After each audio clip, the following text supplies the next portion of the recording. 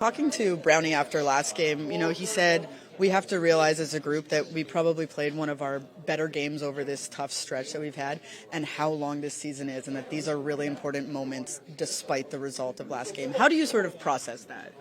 Yeah, just kind of build off what we can. You can't change what happened. Just want to make sure we turn it into a positive in some way and just make sure that we can kind of get ourselves back to where we were, because it's a long year. It's when you look at the overall picture, it's a very short stretch, and we can definitely make a big difference in the coming weeks, and that's really what we're focused on now, just building off of everything else. One of the things he mentioned is that it felt more like your identity as a team, the way you guys played against Boston. Is that sort of what you're talking about, of like finding those positive things to build off of? And did you feel that way? Yeah, definitely. I look at the positive things to kind of build off of and try to generate more chances. But overall, when we're to our game, working hard, competitive, trying to create those quick opportunities like we can, and we know we should be. It's definitely, we can look at those things and take it from there. It's rare this season that you guys get any practice time, but it looked like today when you were in practice, those are the things that Sheldon was really focusing on, those small area ice, net front presence, that kind of, to get those touches nice. Yeah, and we had a shorter group out there today too, so we got lots of reps, and then definitely we're trying to do those drills, as you can see, to get opportunities to score, create those odd man situations, and even quick transitions. So all those type of things kind of give us an extra boost in the offensive department. Nace, real high energy today at practice, and one of the things I noticed just from Sheldon is those small area of the ice and also that net front presence. How important is that right now as you guys, as a full team, try to get out of that scoring slump? I think good things happen when you go to the net. Pucks go to the net, and eventually they're going to go in. It's so cliche, but that's just the nature of the game. Not everyone can dance around the ice and do that. So that was a big emphasis today, and also just it's not going to help us if we're negative and if we're bad. In a bad mood. So just try to lift spirits and try to get yourself out of things. Well, I think that's something that also noticed just watching, the positive energy, the excitement, those, the little games that you guys are playing. How mentally important is that for this group? If you can expand on it a bit. It's just, I think you've seen kind of what we've been going throughout the whole course of the year, with all the injuries and the ups and downs. You started on a high and you go to, the low we're at right now. And it's an 82-game season.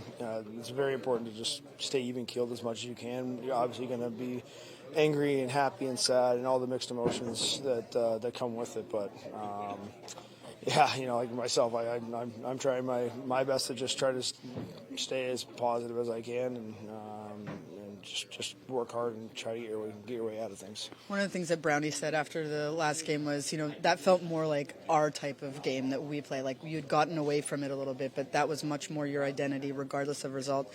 And that's so important because of the longevity of the season, really recognizing that, right? Yeah, just, process. The process is the most important thing. And if you have a good culture, you build the process together. It doesn't matter what happens. The next game you're going to go out there and do the same thing over and over and over again. And the results are the results. There's things that happen in games that you can't control. There's things that you can, obviously, but something's going to happen. It's going to go off a skate. It's going to go in their net. It's going to, vice versa. It's just the inevitables of situations that happen. And that was a lot better last game. I think that was what we're trying to build on and maintain that.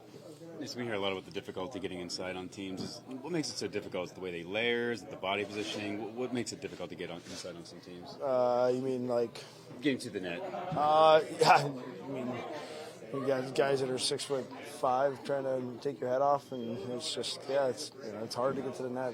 You pay a price to get to the net. It's part of the game, and it's just sometimes it's difficult. It's also a lot of things on us, and timing and trying to trusting your guys to shoot the puck there and make sure you time and meet the puck as it gets there. I think that some of that gets a little lost in translation sometimes, which is going to happen. And sometimes we always try to make the perfect play, and sometimes the perfect play is to shoot the puck. So I think you saw a lot of that today in practice, and I think that's something we're emphasizing. Is it like a will and a 1-2? You got to have the will to do it in the 1-2.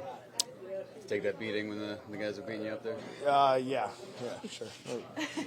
I know you kind of touched on it a little bit regarding practice today, but with that busy stretch, 8 games in 13 days or whatever, having practice days like this when you don't get them so often, what's kind of your mentality going into these, knowing that they're few and far between? Yeah, good. That's a good one because when you get guys that are not scoring goals, you don't get the touches, and you're really just trying to get as much rest as you can, and then the only time you get a chance to really feel the puck is warm-ups, and that's a difficult thing whenever you're going through stretches like this, and stretches like myself, not scoring and not producing the way I was last year and previously, and so anything you can make one little pass here, one little pass there, you score a goal, it hits off your face and goes in, just like things that you can just build confidence on and grow. We've said it.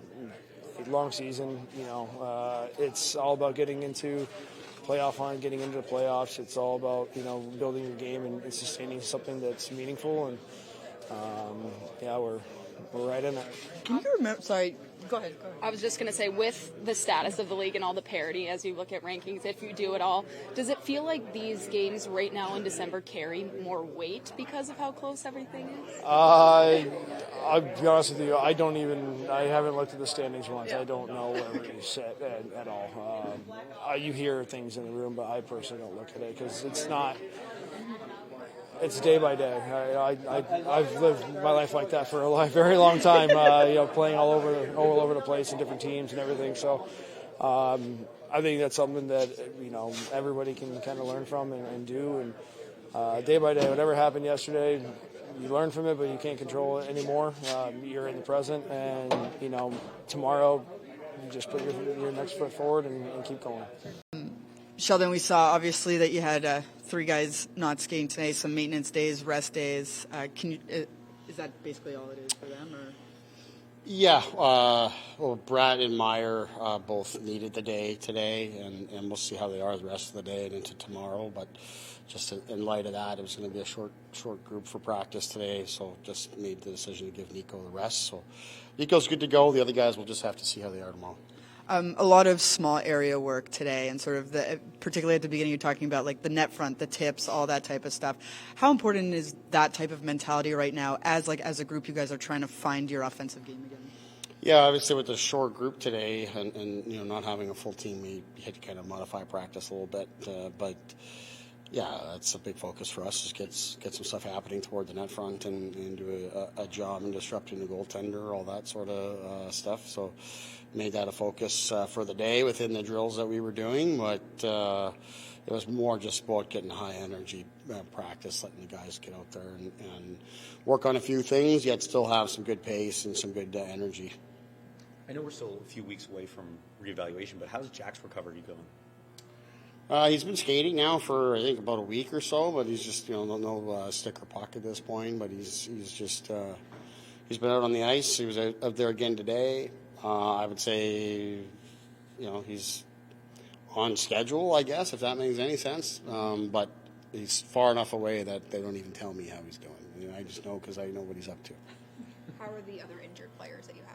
Same thing, progressing. I think there's steady progress for them. Covey is not really in the cards, till the new year. Then we can maybe start talking about him from there. But Pesh is making progress, but the fact that you don't see him on the ice with us should always tell you that he's ways away.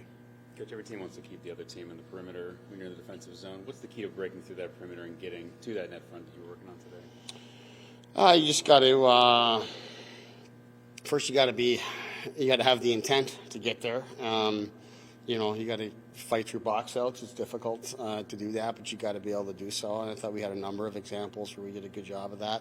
Some of it's just the quickness of getting there at the right time and the puck arriving on time, which, as you see with the goal that we scored the other day, is a real good indication of what you're trying to do in a situation like that. For Crookshank, what have you seen from him in the last couple games? Yeah, I thought the game in here, in particular, I guess that'd be Vegas. I thought he was really good and on the puck and skated well. And I thought he had some good moments in Boston the other night as well. So we've seen enough from him that want to keep him going and keep him engaged. I still think from what I've seen both in practice and at the AHL level, that if he gets a scoring chance, I like his ability to be able to finish it and score, because he's really can shoot a puck, and he's done enough in the other areas of his game to give us reason to keep him in. I feel like this weekend especially there was a lot of rumors about your team, trade rumor-wise. How do you keep your team focused during that?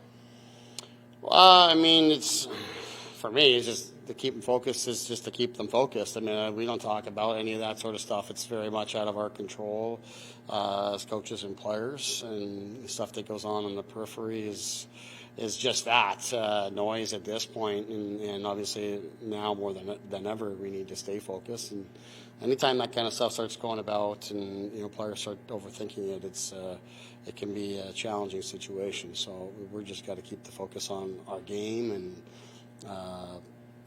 the schedule that comes, and it's been so busy that there hasn't been a whole lot of time to think too much about anything else. I'm just curious if there was any thought about putting Noesen on power play one. Yeah, there's been thoughts. Mercer's